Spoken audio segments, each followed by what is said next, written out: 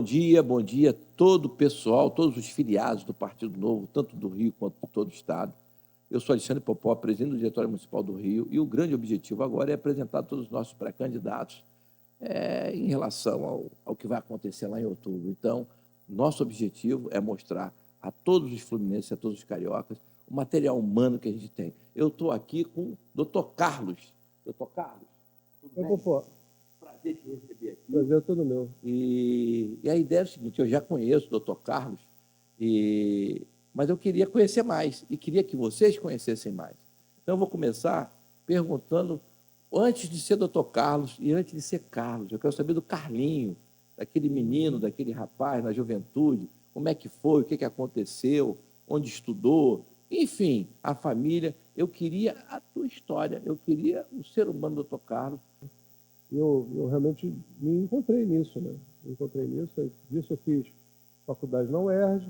A faculdade da UERJ fui captado lá pela aeronáutica. Fui a primeira turma que foi levado dos médicos formados. Você sabe que os médicos são obrigados a fazer um ano de serviço militar obrigatório no final da faculdade. É médico, dentista, farmacêutico e veterinário. Então, e aí a gente foi lá para Barbacena, fiz um ano de aeronáutica lá, treinamento militar, sobrevivência na selva, as coisas todas que, pô, você com 20 anos achava um barato. Curtia, né? Divertia. Câmara de gás lacrimogênea, aquelas coisas todas, aqueles troços todos, achei divertido na época, mas coisa de jovem. Hoje em dia não tenho muita animação de fazer isso não, ir marchando para o campo, voltar e tal. Mas no final de semana também a gente saía, se divertia. Pô, legal, então... Tanto que no ano que eu estava lá, o Miss Minas Gerais foi lá. Eu era o como é que chama? Tipo, eu era o coordenador, né? O que eu fazia interface entre o pessoal do concurso de Miss e a escola. Uma espécie de mestre de cerimônia, não? É isso aí, mais ou menos isso. Foi ótimo. Pô, legal essas histórias da vida, né, do pré-candidato, porque a questão política é um negócio meio duro, né? As pessoas veem a política de uma forma negativa e, na realidade, de trás de todo ser humano tem uma história bacana e, no caso do Novo, sempre tem uma história de superação. A família, a estrutura, a luta, sempre uma história de superação. Por isso que eu gosto de falar sobre a história de vida de cada um, de cada pré-candidato do Partido Novo. Mas temos que evoluir aqui no roteiro, e é o seguinte, a gente precisa saber, o doutor Carlos é histórico para a gente, para o Partido Novo, sabe? É uma figura emblemática para a gente, é uma liderança incontestável dentro do Partido Novo. Mas eu quero saber o seguinte, lá no início, quando é que a mosca te picou? Como é que a política aconteceu na tua vida? Eu quero aproveitar e emendar duas perguntas. Como foi que a política te pegou e por que o Partido Novo? São duas perguntas numa só.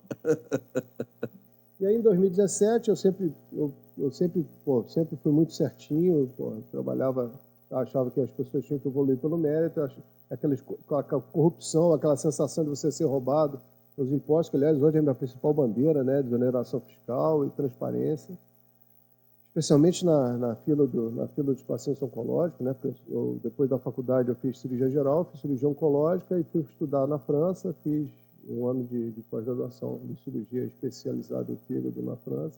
Hoje eu sou coordenador da residência médica de cirurgia oncológica do INCA e sou também o coordenador do grupo de fígado do INCA, que faz as políticas nacionais para cirurgia oncológica e também cirurgia hepatobiliar. Então, e aí, em 2017, a gente estava no auge da Lava Jato, aquela indignação toda, passeatas e tal, comecei a frequentar aquilo. Aí eu fiquei sabendo de um partido que era diferente, que era um partido novo, né? Literalmente novo, que ia ser diferente, não estava envolvido nessas coisas de corrupção, etc. Que, aliás, hoje, Popó, se você for pensar, o Partido Novo hoje é o único partido no Brasil, se me corrija se eu estiver errado, que com mais de 10 anos não tem nenhum caso de corrupção nos seus quadros. Eu acredito que é o único mesmo. Não Então, tem assim, jeito, vai ser difícil achar alguma coisa diferente disso. Então, quer dizer, mas aquele start inicial para a política foi já com a existência do Novo, que a tua descoberta que existia um partido com esse perfil? A primeira eleição do Novo foi em 2016. Eu entrei, eu ouvi falar, mas não conhecia. E na época eu conheci... Como é que aconteceu? Como é que o mundo é redondo, né? Então, assim, Eu operei um paciente que é ex-aluno do Colégio São Bento também, que nem eu, que falou muito do Partido Novo, porque o filho dele trabalhava no diretório do Partido Novo. Ah, que legal. Então, assim, aí o filho... Aí Tu lembra o fui nome dele, não? Do paciente? Ou do nome do filho? Cara, eu sou ruim de nome. Então deixa, porque eu queria agradecer. Olha, a gente não sabe o nome, nem o nome do pai, nem o nome do filho. Se eu procurar, eu acho. Mas eu quero registrar aqui que, independente de se lembrar do nome, eu quero agradecer a vocês dois. E vamos continuar aqui, que na próxima a gente já vai vir com o nome dele para fazer uma homenagem. E aí eu estava com a proposta de abertura para poder participar do processo seletivo para deputado e tal, para ser candidato. Aí eu, no último dia e tal, tinha acontecido alguma coisa, uma gota d'água ali no dia do consultório, eu peguei o vídeo, gravei, assim, liguei o celular, botei para gravar, falei assim, faz um vídeo de por que você quer ser candidato. Estava revoltado no dia, provavelmente com alguns casos de corrupção e tal, que hoje em dia você não tem nem tempo de se revoltar, porque você tem o da manhã, da hora do almoço, da tarde, você não consegue mais... Você não consegue nem responder quais são as quantidades. Você vai ficar falando de escândalo de corrupção aqui, você vai ficar o podcast inteiro e não vai conseguir terminar só os desse ano, né? É verdade. Então, assim, aí eu gravei um vídeo, saiu até o vídeo saiu de cabeça para baixo. Aí eu mandei o vídeo assim mesmo, aí eles falaram, porra, nunca vi um cara assim tão entusiasmado. Aí a dirigente na época, que era a Patrícia, me chamou para conversar. Aí, quando eu cheguei para conversar com a Patrícia, eu falei, a gente está aqui convidando, queria saber se você quer ser candidato, se você quer se filiar, quer entrar para o novo, você precisa se filiar. Olha só, Patrícia, primeiro eu tenho que conhecer você para saber se eu vou querer entrar, para poder participar você. Aí a Patrícia achou isso ótimo, porque, pô, o cara realmente está querendo saber onde é que está se enfiando. E é isso que a gente quer no Partido, que eles queriam no Partido Novo. E realmente a Patrícia foi uma pessoa que comprou a ideia. Eu tenho uma admiração pelo todo o trabalho que ela fez. Eu tive com a Patrícia na eleição do Adriano Joinville, no comitê lá, e se abraçou, chorou, foi super. Ela é muito engajada, ela é uma pessoa bacana mesmo. Muito legal. Aí, independente de ser. A gente tem que pensar o seguinte, o Novo é um partido que você tem uma diretriz central. Essa diretriz central tem que ser sentida. O partido é um partido de ideias, é um partido de direita liberal. É um partido que tem uma linha de pensamento. Se você não é obrigado pelo Novo, se você estiver naquela linha de pensamento, você vai conseguir, por exemplo, quando eu fiz essa eleição, eu consegui ser eleito com 15.115 votos. É impressionante como todo mundo se candidatou, sabe exatamente o número exato de votos que teve, né? Então, assim, esses 15 mil votos não me elegeram, eu fiquei em quarto lugar, mas ajudaram a eleger o Alexandre, que fez um excelente trabalho, e está, inclusive, candidato a deputado, pré-candidato a deputado estadual agora. Fez um excelente trabalho, ele fez o impeachment do vice, a privatização da SEDAI, trabalhou naquele negócio todo, fez um mandato extraordinário. Então, assim, quer dizer, eu percebi que aquilo ali é um trabalho de conjunto de pessoas que tentam fazer uma coisa por um bem maior. Na verdade é isso. É por isso que você está aqui hoje, por isso que eu estou aqui hoje e tal. E um belo dia, eu achei que aí aconteceu aquilo tudo que aconteceu, né? O Brasil parecia começar a andar, independente do presidente anterior. Política leva muitas paixões, né? Você tem um presidente atual que tem os admiradores cegos dele, tem os presidentes anteriores que tem os admiradores cegos dele. Eu sou muito objetivo. Como oncologista, eu não posso ter paixões, eu tenho que ter técnica. Então, o que eu vi no governo anterior e que eu não estou vendo nesse? Eu vi um cara que tirava imposto, eu vi um cara que conseguiu sanear as empresas públicas, eu vi um cara que entregou, que ajudou realmente quem precisava durante a pandemia, eu vi uma pessoa que entregou nas primeiras vezes, se não me engano, a primeira vez, entregou o mandato com as contas no azul. Então, assim, que é o que eu tento fazer na minha casa. Eu tento desonerar, porque, afinal de contas, você tem que tirar, você não tem que ficar sustentando todo o sistema. E agora que eu estou vendo é justamente o contrário, um cara que gasta sem pensar, gasta porque o dinheiro não é dele, o dinheiro é dos outros, se acabar ele pede de novo para quem está bancando, e quem banca é o pessoal que trabalha, quem trabalha. E chega uma hora que você chega num limite, que você não consegue mais, você está praticamente trabalhando de escravo, você trabalha metade do que você ganha para isso. E toda a minha campanha, eu vou fazer, a pré-campanha vai ser toda estruturada em vídeos, onde vou tentar mostrar isso de maneira bem bem básica, bem compreensível, com vídeos cartoonizados, explicando todos esses absurdos e tal, para as pessoas perceberem quem de fato é que atrapalha a sua vida. Exatamente. É isso aí que é o objetivo dessa pré-campanha. Né? E um belo dia, você é um dos culpados, né? Você sabe disso. Então, assim, toda vez que você me encontrava, estimulava, não sei o que e tal, eu falei, não, papai, eu não quero mais saber disso, isso é dor de cabeça, eu não sei o que, não tem jeito, não tem jeito, não tem jeito. Aí, porra, um belo dia eu estava em casa pensando de noite, falei, eu não vou ter que me meter nisso de novo. Aí eu fui lá, liguei pô, tem vaga aí, vamos participar novamente do processo seletivo e vamos tentar ajudar, porque eu não posso pensar só em mim, ou só em você, tem que pensar como um todo, aquele que realmente não teve educação, não tem acesso. Sem acesso, a pessoa pode ter o melhor esforço que tiver, mas se não tiver condições iguais iniciais, lógico, as pessoas não vão poder se diferenciar pelo seu esforço.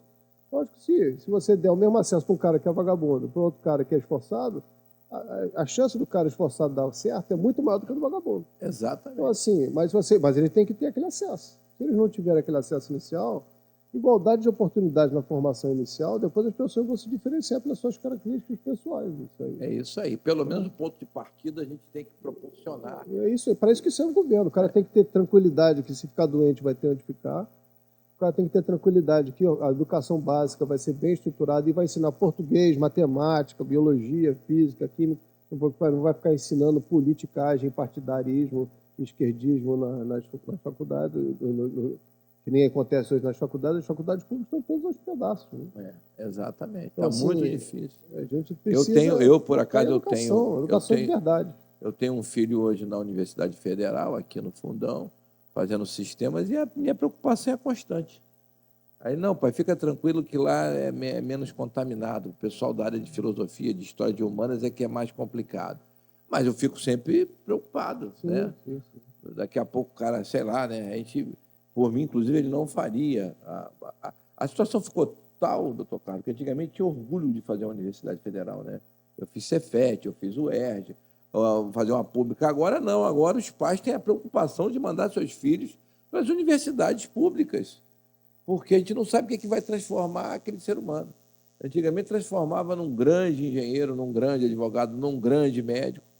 Hoje em dia se transforma num militante de esquerda socialista que não sabe, não está tendo noção de para onde ele vai arrastar o nosso país. E essa é a preocupação com essas gerações novas, né? Para onde eles vão arrastar nosso país se a gente não abrir o olho, não ficar esperto tomando conta disso. Você foi da UERJ, eu também fui, né? Acho que a gente pegou um finalzinho disso, porque na minha turma, metade eram de originários de escola pública. E eu vou te falar, cara, aquele pessoal era muito bom. Porque se esforçou na escola, a escola ainda tinha uma qualidade. Tinha. E conseguiu entrar na faculdade sem cota. E eu me lembro que no meu ano, a proporção era 95-1. Então, você concorria com 95 pessoas para poder conseguir uma vaga na UERJ. E metade da turma era de escola pública. Então, quer dizer, uma pessoa de origem humilde, que estudou numa escola pública de qualidade, se esforçou e chegou lá. Foi o que aconteceu comigo. Eu estudei sempre escola pública, porque é uma família, né, muito simples, ali de Cascadura. E eu me lembro do professor Souza da Silveira, uma escola de primeiro grau que já tinha artes industriais, tinha música, tinha francês e espanhol. Você podia escolher inglês, francês e espanhol, com salas com laboratórios de audiovisual, com headphone e tudo. Uma escola em Cascadura, gente. Era assim a estrutura. Então, aquilo me alavancou. Aí fui para o Cefet público, né? Depois fui para o UERJ público, depois voltei ao Cefet público e estou aqui. Mas você correu atrás, né? Você não ficou falando, não, porque eu sou cor de abóbora, então eu tenho que ter uma preferência e tal.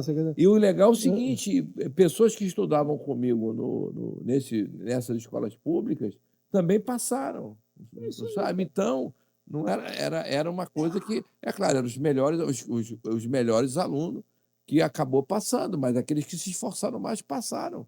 Oportunidade, mérito e esforço. É a tríade do sucesso. Não existe outro lugar no mundo que funcione diferente. E naquela época, a gente muito pode falar, não adianta, eu não vou passar, estou me esforçando aqui. Eu não tinha esperança de passar.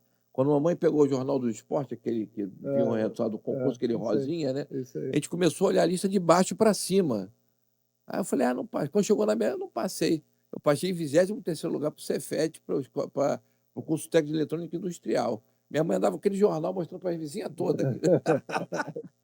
É isso aí, cara. É isso. O que segue o roteiro agora é o seguinte: a gente tem que falar rapidamente sobre tuas pautas, que você já falou, mas vamos reforçar tuas pautas para o povo fluminense, carioca que está ali. As suas principais pautas, Eu doutor acho a Carlos. desoneração fiscal a principal pauta. A principal pauta é a desoneração fiscal. Você não pode custar para o empregador R$ 4.000 e no final do seu salário, depois que o governo tira tudo e você compra sua cesta básica, paga seu aluguel, paga seus impostos e tal, você ficar com um resíduo do salário, que depois, com muitos anos, você vai conseguir comprar alguma coisa onde ele vai tirar tudo, vai ficar cobrando IPTU, IPVA, e se você morrer, você vai ter que pagar de novo para sua esposa continuar no mesmo apartamento que você já trabalhou para comprar. Isso tudo tem que mudar. Aí o governo tem que parar de você praticamente... O governo é um sócio parasita, né? É um sócio parasita.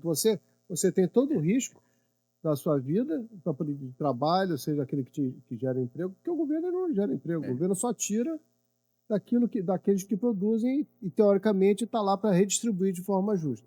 Porque, na realidade, o que está acontecendo, a gente vê hoje esse dinheiro que está sendo retirado sendo redistribuído para a elite do funcionário público. Né? Eu posso falar porque eu sou funcionário público. Eu sou funcionário público estadual e federal. Então, assim, esse dinheiro não está no executivo, no funcionário executivo. Esse dinheiro está no alto funcionário do judiciário, está nas vantagens, nos privilégios dos políticos e tal. Exatamente. Então, assim, você sabia que se você pegar... Antes você fala não tem dinheiro. Ano passado, o governo brasileiro arrecadou quase 4 trilhões de reais. A gente fica ouvindo tanto roubo, que antigamente o roubo era de 1.000. Aí passou para de milhão. Aí agora é bilhão, agora está em trilhão. E você sabe o que é trilhão? Se você pegar esse dinheiro, olha só, papai, se você pegar esse dinheiro e transformar tudo em nota de R$ 100 e alinhar uma nota à frente da outra, sabe o que você consegue fazer só com a arrecadação do ano passado? Não tenho a menor ideia, mas você consegue dar 2 voltas ao mundo e ir na Lua 7 vezes e voltar. É brincadeira. Né? Você tem noção do volume de dinheiro que é isso. Que você alinhando, e essas pessoas surfam nesse dinheiro. Como é que não tem dinheiro? Se você alinha, é muito dinheiro. Você imagina se for botando uma notinha na frente da outra, vai na Lua e volta 7 vezes. Cara. É brincadeira. Isso aí e as pessoas usarem como moeda de troca política, você poder ajudar alguma pessoa para poder se tratar de uma doença, é um absurdo. Eu quero ser eleito, voto, né? Olha só, eu quero ser eleito para poder as pessoas não precisarem falar com o deputado para poder se tratar. Cara. Poder se tratar normalmente, né? Dentro de um CIREG transparente e que possa atender a todos, né? É muito interessante. Estamos falando com um oncologista que sabe que a falta do atendimento no tempo mata. Entendeu? Quem está doente tem pressa. Quem está doente tem pressa. Não dá para ser daqui a 2 meses. Exatamente. Caminhando aqui, já falamos das pautas. A gente tem aqui um exercício sobre resiliência, que é: e se você não se eleger? Mas eu não preciso perguntar isso para o doutor Carlos, porque ele participou em 2018, teve um excelente resultado, com mais de 15 mil votos, e, curiosamente, aliás, para minha alegria, a resiliência é tão grande que ele percebeu que o momento era um momento crítico e que ele precisava voltar e participar. Então, essa é a resiliência dele. Temos um pré-candidato a deputado federal. Eu quero ajudar, papai. Eu quero ajudar. Eu quero fazer parte do time, eu quero ajudar, eu quero me sentir útil. Eu quero ter minha consciência tranquila que eu fiz tudo que eu podia para poder tentar melhorar o país que vai ficar para o meu filho. Exatamente. É isso aí, gente. Olha só, estamos chegando ao final dessa conversa aqui, dessa apresentação. Eu tenho um prazer enorme de estar trazendo o doutor Carlos para apresentar aos nossos filiados carioca, aos nossos filiados fluminenses e a todo eleitor, todo cidadão que tem algum tipo de preocupação, e você tem que ter a preocupação, porque agora, em outubro, você vai contratar os políticos que vão fazer as políticas públicas, que vão votar orçamento, enfim, que poderão desviar o Brasil desse caminho horroroso em que nós estamos. Nós estamos indo em direção ao precipício e você, cidadão fluminense, cidadão carioca, tem essa possibilidade. de chegar lá no dia 4 de outubro, pensar, pesquisar, e eu te convido a filiar, se filiar ao Partido Novo, a participar como voluntário e até nas futuras eleições vir para a nominata, participar do processo seletivo e vir para a política partidária. O Novo tem essa visão de trazer o cidadão comum para a política. Você que está indignado, saia da indignação e venha para a ação. Esse é o nosso principal lema desde o nascimento do Partido Novo. Eu gostaria, doutor Carlos, que agora você fizesse suas considerações finais, olhando ali para o povo do Rio de Janeiro, de todo o Estado, com as suas considerações finais, lembrando que, nesse momento, não podemos pedir voto nem apoio, porque tem uma legislação dura e o TRE do Rio de Janeiro é um dos piores que tem em relação a isso, e a gente sabe da perseguição que acontece, né? Na verdade, a campanha é um período adesivo que ninguém faz na prática a campanha em 40 dias. 40 dias é para poder, é uma maneira de você cada vez ter menos renovação. Isso é uma opinião pessoal, né? Mas agora, na pré-campanha, o que eu posso dizer para você, não adianta ficar resmungando no Zap Zap ou então no bar com os amigos. Você tem que tentar fazer alguma coisa, né? Agora, é o que eu falo, todos que a gente conversou aqui, se você acha que está tudo bem, que o governo está funcionando bem, que a saúde está boa, que a educação está tranquila, que o caminho a seguir é esse mesmo, é perda de tempo você vir ouvir a gente aqui. Não se preocupe com a gente. Agora, se você acha que tem que mudar, que a educação pode ser melhor, que a saúde tem que ser melhor, tem que ter mais transparência, que você não tem que viver só para pagar imposto para sustentar gente no privilégio em Brasília. Então, nesse caso, você tem uma oportunidade agora em 2026. Então, essa oportunidade, quem não pode perder, não sou só eu, não é só o Popó, somos todos nós que pensamos que o Brasil tem que ser diferente e pode ser diferente. E tem dinheiro para ser diferente. Então, a gente tem como mudar isso tudo. Só que a oportunidade é agora. E é chato, é política, é desagradável, dá briga, não sei o que e tal, parará. É que nem discutir futebol, mas não adianta. Se você tem um pensamento, se acha que seu pensamento é aquele caminho, você tem que aproveitar essa oportunidade agora em 2026. Escolha um candidato, um pré-candidato de agora, uma pessoa que seja alinhada com o que você pensa melhor. Procure essa pessoa, ajude essa pessoa, distribua o material de pré-campanha dessa pessoa. Pode ser no grupo da família, no grupo do prédio, no grupo do clube. Participe. Participe, porque quem ganha no final somos nós próprios. Obrigado. Obrigado, Popó. É isso aí, gente. Doutor Carlos, muito obrigado pela sua participação. Esse espaço está aberto para você trazer tudo que você quiser trazer. Tá com insônia? Assista de madrugada, no café da manhã, na hora do almoço, na hora do jantar. Traga os amigos para assistir o conteúdo. É isso aí, é o Partido Novo. O Novocast, que é o podcast do Partido Novo, com o doutor Carlos, pré-candidato a deputado federal. Um grande abraço e até a próxima, gente.